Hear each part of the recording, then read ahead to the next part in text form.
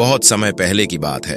भारत की उसी धरती पर जहां लोग बाहर से ज्यादा भीतर की लड़ाइयां लड़ते थे, कोई गरीबी से, कोई अपमान से और कोई अपने ही मन से।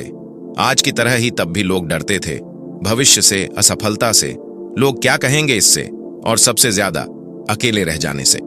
उसी समय एक नगर था, राजगृह। वहां एक युवक रहता था, नाम था विशाख। उम्र करीब 26 साल। विशाख की समस्या कोई छोटी नहीं थी, लेकिन बाहर से देखने पर सब कुछ ठीक लगता था। घर था, काम था, लोगों से बात भी करता था, लेकिन भीतर भीतर उसका मन हर समय कांपता रहता था। सीना भारी, सांस तेज, रात को नींद नहीं, और सुबह उठते ही एक डर, आज फिर वही बेचैनी। वो डर का कारण भी नहीं जानता था, बस डर था, घबराहट थी, बेचैनी थी। आज की भाषा में हम इसे कहते हैं एंजाइटी, पैनिक, फियर। विशाख नहीं जानता था कि उसका सबसे बड़ा शत्रु बाहर नहीं, उसके भीतर बैठा है। विशाख रोज सोचता, मेरे साथ ही ऐसा क्यों होता है? वो दूसरों को देखता, कोई हंस रहा है, कोई मजे में है, कोई निडर लगता है, और वो खुद छोटी छोटी बातों पर पसीना, दिल की धड़कन तेज, हाथ कांपते। एक दिन बाजार में अचानक उसे चक्कर आया, लगा जैसे सब खत्म हो जाएगा। लोगों ने पानी पिलाया, कोई बोला कमजोरी है, लेकिन विशाख जानता था ये शरीर की कमजोरी नहीं, ये मन का आतंक है। उसी रात उसने सुना, नगर के बाहर वन में कोई साधु ठहरा है।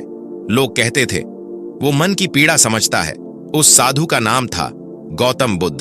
अगली सुबह डर के बावजूद विशाख वन की ओर चला। वहां उसने बुद्ध को देखा, शांत, स्थिर, जैसे भीतर कोई तूफान कभी आया ही नहीं। विशाख ने कांपती आवाज में कहा, भगवान, मैं डर से मर रहा हूं, बिना कारण घबराहट होती है, मन भागता है, कृपया मुझे बचाइए। बुद्ध मुस्कुराए। उन्होंने पूछा, तू अभी कहां है? विशाख बोला, आपके सामने। बुद्ध बोले, और तेरा डर कहां है? विशाख चुप हो गया। बुद्ध ने कहा, डर हमेशा भविष्य में रहता है और तू भविष्य में जी रहा है। बुद्ध की पहली शिक्षा।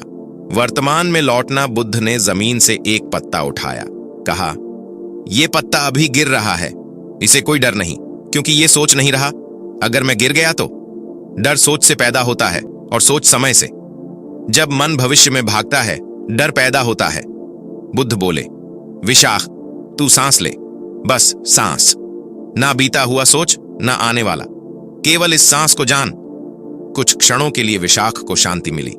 बुद्ध बोले, घबराहट बीमारी नहीं है, ये मन की आदत है। अगले कई दिन विशाख बुद्ध के पास बैठा।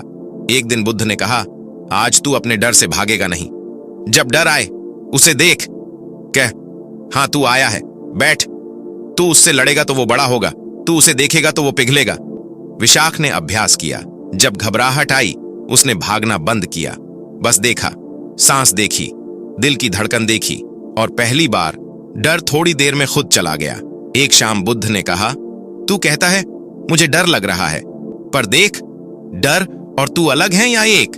जब तक तू कहेगा मैं डरा हुआ हूं, डर तुझसे चिपका रहेगा। बस कह, डर है, मैं को हटा दे। जहां अमय कम होता है, वहां डर मर जाता है। विशाख को समझ आने लगा, डर उसकी पहचान बन चुका था।